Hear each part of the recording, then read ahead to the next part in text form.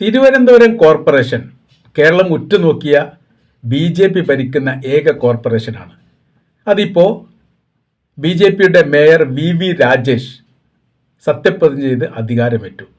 പക്ഷേ ലക്ഷ്യം കാണാതെ 5 വർഷം പൂർത്തിയാകാതെ ഈ കോർപ്പറേഷൻ BJP വീഴാൻ സാധ്യതയുണ്ട് എന്നുള്ളതാണ് രാഷ്ട്രീയ നിരീക്ഷണം.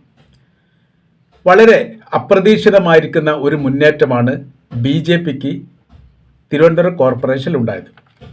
പിന്നീട് അവിടെ LDFും UDFും അതോടൊപ്പം തന്നെ സ്വതന്ത്രരും പിന്തുണയോടുകൂടി അവിടെ UDFിൻ്റെ ഒരു ഭരണം വരാൻ സാധ്യതയുണ്ട് എന്നുള്ള വിലയിരുത്തലൊക്കെ ഉണ്ടായിരുന്നു.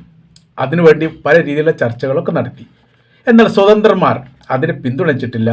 അതോടുകൂടി അവിടെ ലക്ഷ്യത്തിലെത്താൻ വേണ്ടി സാധിക്കാത്ത സ്ഥിതി വന്നു. എന്നാൽ BJP ഒരു സ്വതന്ത്രരെ ചാക്കിട്ട് പിടിച്ചു. അയാൾ പിന്തുണ നൽകി. പിന്തുണയോട് കൂടിയിട്ട് BJPയുടെ VV രാജേഷ് മേയറായിട്ട് സത്യപ്രതിജ്ഞ ചെയ്ത് അധികാരത്തിലെത്തി. ഇനിയാണ് അവിടുത്തെ ഊയങ്ങൾ വരുന്നത്. ഇത് എത്രത്തോളം സക്സസ് ആയിട്ട് 5 വർഷം പൂർത്തീകരിക്കും എന്നതിനെക്കുറിച്ചുള്ള ചർച്ചയിൽ പറയുന്നത് ലക്ഷ്യം കാണാനുള്ള സാധ്യത വളരെ കുറവാണ്. തിരുവനന്തപുരം കോർപ്പറേഷനിൽ 101 വാർഡാണ് ടോട്ടലായിട്ടുള്ളത്. ഇതിൽ 50 സീറ്റാണ്, 50 എണ്ണത്തിലാണ് BJP ജയിക്കുന്നത്. 29 എണ്ണത്തിൽ LDFും 19 എണ്ണത്തിൽ UDFും ജയിച്ചു. 2 സ്വതന്ത്രന്മാരും ജയിച്ചു. ഈ 2 സ്വതന്ത്രന്മാരിൽ ആ സമയത്ത് ടോട്ടലായിട്ട് 100 സീറ്റാണ് വരിക. വിഴിഞ്ഞം എന്ന് പറയുന്ന വാർഡിൽ ഇലക്ഷൻ നടത്തിയിട്ടില്ല. അത് ആദ്യ സമയത്ത് തന്നെ സ്ഥാനാർത്ഥി മരണപ്പെട്ടതോടുകൂടി അത് മാറ്റിവെച്ചതാണ്. അതിന് ജനുവരി മാസത്തിൻ്റെ മധ്യ ഏകദേശം തിരഞ്ഞെടുപ്പ് ഉണ്ടാവാൻ സാധ്യത ഉണ്ടെന്ന് വിലയിരുത്തുന്നു. UDFിന് വലിയ സ്വാധീനമുള്ള മേഖലയാണ് വിഴിഞ്ഞം എന്ന് പറയുന്നത്. അത് ഇവിടെ വളരെ നിർണായകമായിട്ട് വരാൻ വേണ്ടി പോവുകയാണ്. ഇപ്പം 100 സീറ്റ് നോക്കുന്ന സമയത്ത് 100 സീറ്റിൽ 51 BJPക്കും 48 LDFിനും ഒരു സ്വതന്ത്രനുമാണ് ഉള്ളത് എന്ന് പറയാൻ വേണ്ടി പറ്റും. എന്നാണ് ഇവിടുത്തെ വിഷയം എന്നുള്ളത് നമ്മൾ പരിശോധിക്കുന്ന സമയത്ത് പട്ടൂർ രാധാകൃഷ്ണൻ എന്ന കണ്ണമൂല വാർഡിൽ നിന്ന് വിജയിക്കപ്പെട്ട വ്യക്തി, അദ്ദേഹം വലിയ രീതിയിലുള്ള ജനസ്വാധീനമുള്ള വ്യക്തിയാണ്. അതുകൊണ്ട് തന്നെയാണ് തിരുവനന്തപുരത്ത് ഇങ്ങനത്തെ ഒരു കോർപ്പറേഷനിൽ വെച്ചിട്ട് അദ്ദേഹം വിജയിച്ച് കയറുന്നത്. അവിടെയുള്ള വോട്ടിംഗ് പാറ്റേൺ നമ്മൾ നോക്കുന്ന സമയത്ത് ഏകദേശം 1125ഓളം വോട്ടാണ് ഈ പറയപ്പെട്ട പട്ടൂർ രാധാകൃഷ്ണൻ ലഭിച്ചത്. LDFിന് 842, UDFിന് 702, BJPക്ക് അവിടെ ലഭിച്ചത് 514 വോട്ടാണ്. 3-ാം സ്ഥാനത്താണ്. മറ്റുള്ളവർ സ്വതന്ത്രമായിട്ട് 65 വോട്ടും, അതായത് ഈ സാമ്യമുള്ള പേരുള്ള ആളുകളൊക്കെ അവിടെ ഉണ്ട് എന്ന് പറയുന്നത് സ്വതന്ത്രമാരായിട്ട് നിൽക്കുന്ന ആൾക്കാർക്ക് അവർക്ക് 65 വോട്ടുമാണ് ലഭിച്ചത്. 362 വോട്ടിനാണ് പട്ടൂർ രാധാകൃഷ്ണൻ എന്ന കണ്ണുമല വാർഡിൽ നിന്ന് തിരഞ്ഞെടുക്കപ്പെടുന്നത്. സ്വതന്ത്ര കാഴ്ചപ്പാടോടുകൂടി അങ്ങനെ തന്നെ കോർപ്പറേഷനിൽ നിൽക്കുമെന്നുള്ളതും ആ സമീപന നിലപാടിൽ നിന്ന് യാതൊരു മാറ്റവും ഉണ്ടാവില്ലെന്ന് അദ്ദേഹം വിജയിക്കുന്നതിന് മുൻപും വിജയിച്ചതിന് ശേഷവും ജനങ്ങളോട് പറഞ്ഞതാണ്. വോട്ട് ചെയ്യുന്ന ജനങ്ങളാണ് എന്നുള്ള കാര്യത്തിൽ സംശയമില്ല.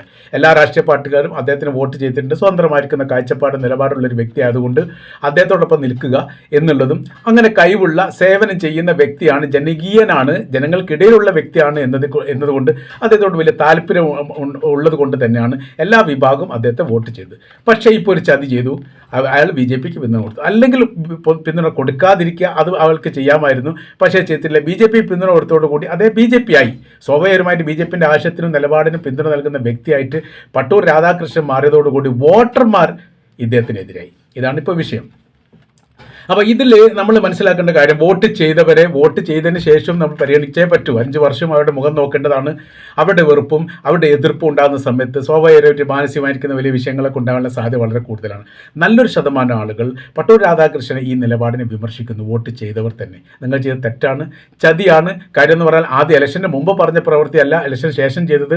അപ്പോൾ ഒരു ഡീലും കാര്യങ്ങളുണ്ടായി. അത് സംസ്ഥാന BJPയുടെ പ്രസിഡന്റ് വന്നിട്ട് ഇദ്ദേഹത്തിന് മൊമെൻറ്റോ കാര്യങ്ങളൊക്കെ കൊടുക്കുന്ന ചിത്രങ്ങളൊക്കെ പുറത്ത് വന്നിട്ട് വലിയ വൈറലായതാണ്. അപ്പോൾ അത്തരമൊരു സാഹചര്യങ്ങൾ സൃഷ്ടിക്കാൻ വേണ്ടി പാടില്ലായിരുന്നു എന്നുള്ള അഭിപ്രായം വരുന്ന സമയത്ത് ഇത് എത്രത്തോളം മുന്നോട്ട് പോകും എന്നുള്ള ഇവിടെ തന്നെ പാടി കളിക്കുന്നൊരു സ്ഥിതിയാണ്. പിന്നീട് രണ്ടാമത്തെ സ്വതന്ത്ര സ്ഥാനാർത്ഥി എന്ന് പറയുന്നത് സുധീഷ് കുമാർ. അത് അവിടുത്തെ 6-ാം വാർഡ്, ഈ പവട്ടിക്കോണം വാർഡിൽ നിന്നാണ്, ആ വാർഡിൽ നിന്നാണ് കോൺഗ്രസിൻ്റെ റെബലായിട്ട് അദ്ദേഹം ജയിക്കുന്നത്.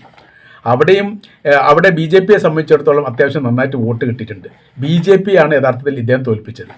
മറ്റേ നമ്മുടെ പട്ടൂർ രാധാകൃഷ്ണനെ സംബന്ധിച്ചിടത്തോളം അദ്ദേഹം തോൽപ്പിച്ചത് മാർക്സിസ്റ്റ് പാർട്ടിയാണ്. കാര്യം മാർക്സിസ്റ്റ് പാർട്ടിക്ക് 842 വോട്ടും ഇദ്ദേഹത്തിന് 1125 വോട്ടുമാണ് കിട്ടിയത്.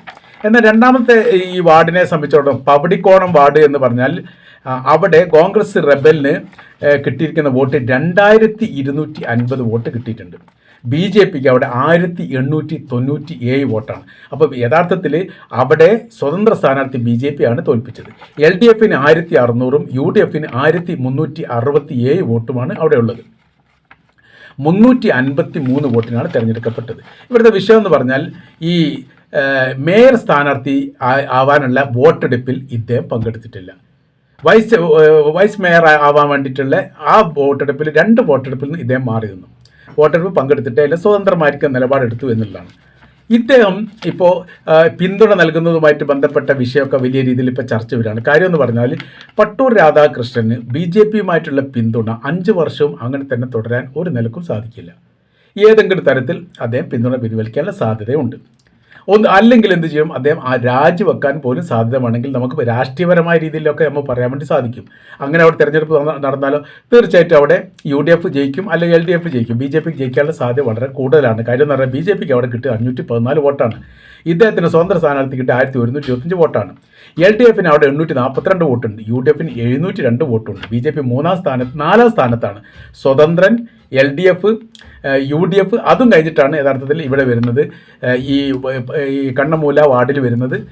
ഈ 4ാം സ്ഥാനത്തേക്ക് എത്തുന്ന സമയത്ത് 1ാം സ്ഥാനത്തേക്ക് കയറുക എന്ന് പറഞ്ഞാൽ വലിയ പ്രയാസമാണ്. അതിനേക്കാണ് ഒക്കെ ഇവിടെ വിഷയം വരുന്നതെന്ന് പറയുന്നത് വിഴിഞ്ഞം വാർഡിൽ തെരഞ്ഞെടുപ്പ് വന്നെടുത്ത് അവിടെ യു ഡി എഫ് അധികാരത്തിൽ വരുമ്പോൾ യു ഡി എഫ് വിജയിക്കുമ്പോൾ അല്ലെങ്കിൽ എൽ ഡി എഫ് വിജയിക്കും, രണ്ടാളൊന്നേ വിജയിക്കൂ. അങ്ങനെ വരുന്ന സമയത്ത് ഇപ്പോഴത്തെ നിലവിലുള്ള വോട്ട് എന്ന് പറയുന്ന ഈ സീറ്റ് എന്ന് പറയുമ്പോൾ എൽ ഡി എഫിന് 29, യു ഡി എഫിന് 19, അപ്പോൾ 30, ഈ ഏകദേശം 48-49 വോട്ടിലേക്ക് വരും. ഇദ്ദേഹം അങ്ങോട്ട് കയറുന്ന സമയത്ത് അതായത് സ്വതന്ത്രൻ്റെ പിന്തുണ വരുന്ന ഒരു സാഹചര്യങ്ങൾ വരികയാണെങ്കിൽ അവിടെ സ്ഥിതിക്ക് വലിയ മാറ്റം വരും. അപ്പോൾ എങ്ങനെ വരും, 50-51 ആവും. സ്വതന്ത്ര യു ഡി എഫിന് പിന്തുണക്കുന്ന സ്വതന്ത്രൻ എന്ന് പറഞ്ഞാൽ സുധീഷ് കുമാർ എന്ന 6ാം വാർഡിൽ ജയിച്ച പപ്പടിക്കോണം വാർഡിൽ നിന്ന് ജയിച്ച വ്യക്തി യു ഡി എഫിനെ പിന്തുണക്കുന്ന അല്ലെങ്കിൽ U D F L D F സംവിധാനത്തെ പിന്തുണക്കുന്ന സാഹചര്യം വരികയും വിഴിഞ്ഞം വാർഡിൽ യു ഡി എഫോ എൽ ഡി എഫോ ജയിക്കുകയും ചെയ്യുന്ന സമയത്ത് അവിടെ 50 യു ഡി എഫിനും 51 ബി ജെ പിക്കും വരുന്ന സ്ഥിതി വരും. അപ്പോൾ ഇവിടെ വളരെ നിർണായകമായിരിക്കുന്ന ഒരു സ്ഥിതിയിലേക്ക് കാര്യങ്ങൾ പോകും.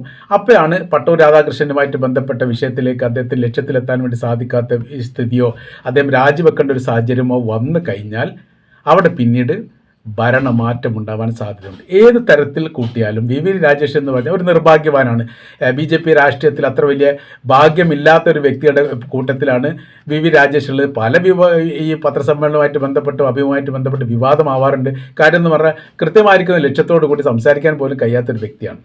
ഇപ്പോൾ ഒരു ഭയങ്കരമായ അസുലഭമായിരിക്കുന്ന സന്ദർഭമാണ് ഇപ്പോൾ കിട്ടിയിരിക്കുന്നത് ഈ തിരുവനന്തപുരം കോർപ്പറേഷനുമായിട്ട് ബന്ധപ്പെട്ട്. അത് നിലനിർത്തുക എന്നുള്ളതാണ് ഇനി വലിയ സാധ്യതയും വലിയ പ്രയാസവും അവർക്കുള്ളത് എന്നുള്ളത്. ബി ജെ പിൻ്റെ അകത്ത് തന്നെ വി വി രാജേഷ് വരുന്നതുമായിട്ട് ബന്ധപ്പെട്ട അഭിപ്രായ വ്യത്യാസങ്ങൾ നിലനിൽക്കുന്നു എന്നതുകൊണ്ട് ആ ബി ജെ പിൻ്റെ അകത്ത് ഒരു വലിയ പൊട്ടിത്തെറിയോ വിഷയങ്ങളോ ഉണ്ടാവാനുള്ള സാധ്യത വളരെ കുറവാണ്. ബി ജെ പിൻ്റെ അകത്ത് അങ്ങനെ കാലുമാറ്റം എന്നിട്ട് മറ്റൊരു പിന്തുണ കൊടുക്കുക, ആ സാധ്യതകളൊന്നും ഇല്ല. ഒറ്റ സാധ്യത മാത്രമേ ഉള്ളൂ, സ്വതന്ത്രനായിട്ട് പിന്തുണ കൊടുത്ത പട്ടൂർ രാധാകൃഷ്ണന് 5 വർഷം പൂർത്തീകരിക്കുന്നതിന് മുമ്പ് തന്നെ രാജിവെക്കേണ്ട അല്ലെങ്കിൽ പിന്തുണ പിൻവലിക്കേണ്ട ഒരു സാഹചര്യങ്ങൾ വരുമെന്ന് ഉറപ്പാണ്. 1 വർഷമെങ്കിലും ലക്ഷ്യത്തിലെത്തിക്കാൻ സാധിക്കുമോ എന്ന് പോലും സംശയിക്കുന്ന രീതിയിലാണ് യഥാർത്ഥത്തിൽ തിരുവനന്തപുരം കോർപ്പറേഷൻ്റെ ഇപ്പോഴത്തെ രാഷ്ട്രീയ അവസ്ഥ എന്ന് തീർച്ചയായിട്ടും നമുക്ക് പറയാൻ വേണ്ടി സാധിക്കുന്നതാണ്. അങ്ങനെ വരുന്ന സമയത്ത് രാജിയിലേക്ക് എത്തിക്കഴിഞ്ഞാൽ പിന്നീട് അവിടെ ഒരിക്കലും ബി ജെ പി അധികാരത്തിൽ വരാത്ത രീതിയിലുള്ള സംവിധാനം ഒരുക്കാനുള്ള സാധ്യതകളും വളരെ കൂടുതലാണ്. ഇപ്പോൾ മറ്റൊരു വിഷയം എന്ന് പറഞ്ഞാൽ L D F U D എഫിനെ സംബന്ധിച്ചിടത്തോളം നിയമസഭാ ഇലക്ഷൻ 2 മാസം കഴിഞ്ഞാൽ വരാൻ പോകുന്ന സമയത്ത് തിരുവനന്തപുരം കോർപ്പറേഷനിൽ ബി ജെ പി ഭരണം ഇങ്ങനെ തന്നെ വലിയ അറ്റമറ്റ സംവിധാനത്തോട് കൂടിയായിട്ട് നീങ്ങുകയാണെങ്കിൽ അത് ഒരു പക്ഷേ തിരുവനന്തപുരത്തെ നിയമസഭയായിട്ട് ബന്ധപ്പെട്ട കാര്യത്തെ സാരമായിട്ട് ബാധിക്കും. 45 വർഷത്തോളം എൽ ഡി എഫ് ഭരിച്ച ഈ കോർപ്പറേഷനാണ് തിരുവനന്തപുരം. അതൊരിക്കലും അട്ടിമറിയാത്ത കോർപ്പറേഷനാണ്. അവിടെയാണ് വലിയ മുന്നേറ്റം ഉണ്ടാക്കാൻ വേണ്ടി യു ഡി എഫിന് സാധിച്ചത്. അതോടൊപ്പം തന്നെ എൽ ഡി എഫിൻ്റെ വോട്ട് ഒരുപാട് ചുരുങ്ങിപ്പോവുകയും ചെയ്തു. അപ്പോൾ രാഷ്ട്രീയമായി തലസ്ഥാന നഗരെ പിടിച്ചു നിർത്താൻ പറ്റാത്ത രീതിയിലുള്ളൊരു നാണക്കേട് നിലവിൽ എൽ ഡി എഫിനുണ്ട് എന്നുള്ളത് കൃത്യമാണ്. അതിനെ അതിജീവിക്കാൻ ഏതെങ്കിലും വൈകളോ ഉണ്ടോ എന്നുള്ളത് എൽ ഡി എഫ് വളരെ കൃത്യതയോടുകൂടി പരിശോധിക്കുന്നുണ്ട്. അതുകൊണ്ട് തന്നെയാണ് യു ഡി എഫ് മേയർ സ്ഥാനാർത്ഥിയായി നിൽക്കുകയാണെങ്കിൽ എൽ ഡി എഫ് പിന്തുണ നൽകും എന്നുകൂടി ഒരു വേള പറയാനുള്ള പ്രധാനമായിരിക്കുന്ന കാരണം ബി ജെ പി അവിടെ അധികാരത്തിൽ വരരുത് എന്നുള്ളത് എൽ ഡി എഫിനെ സംബന്ധിച്ചിടത്തോളം അവർക്ക് നിർബന്ധമുണ്ട് എന്നതിനാലാണ്. അവിടെയാണ് സ്വതന്ത്രന്മാർ പറ്റിച്ചത്. ഇങ്ങനത്തെ ഒരു ഘട്ടത്തിൽ വരുന്ന സമയത്താണ് സ്വതന്ത്രന്മാർ വിലപേശുക. അത് യഥാർത്ഥത്തിൽ മേയർ സ്ഥാനാർത്ഥിയാവാൻ വേണ്ടിയിട്ട് നിന്നാലും ഒരുപക്ഷെ പിന്തുണ കൊടുക്കാൻ സാധ്യത ഉണ്ട് എന്നുള്ളതാണ്. ഒരുപക്ഷെ ആ രീതിയിലുള്ള ചർച്ചകളൊക്കെ നടത്തിയിട്ടുണ്ടാകാൻ സാധ്യത ഉണ്ട്. അങ്ങനെ ആ സമയത്ത് ഈ LDFും UDFും മേയർ സ്ഥാനാർത്ഥിയായിട്ട് ഈ പറയപ്പെട്ട പട്ടൂർ രാധാകൃഷ്ണൻ പിന്തുണ കൊടുക്കുന്ന ഒരു സാഹചര്യം ഉണ്ടായാൽ പോലും BJP അവിടെ അധികാരത്തിൽ വരില്ലായിരുന്നു. അപ്പോൾ വളരെ കൃത്യതയോട് കൂടിയിട്ട് എന്തൊക്കെ രാഷ്ട്രീയ തന്ത്രങ്ങളും പ്രയോഗങ്ങളുമാണ് ഇതിനുള്ളിൽ കളിച്ചത് എന്ന് ഇപ്പോഴും വ്യക്തമല്ല. ഒരുപാട് രാഷ്ട്രീയ അജണ്ടകൾ ഇതിനുണ്ടാവാൻ സാധ്യതയുണ്ട്. ഏതായിരുന്നാലും ഒരു കാര്യം ഉറപ്പാണ്, ഒരിക്കലും 5 വർഷം പൂർത്തീകരിക്കാൻ തിരുവനന്തപുരം കോർപ്പറേഷനിൽ BJPക്ക് സാധിക്കില്ല എന്നുള്ള കാര്യത്തിൽ യാതൊരു സംശയമില്ല.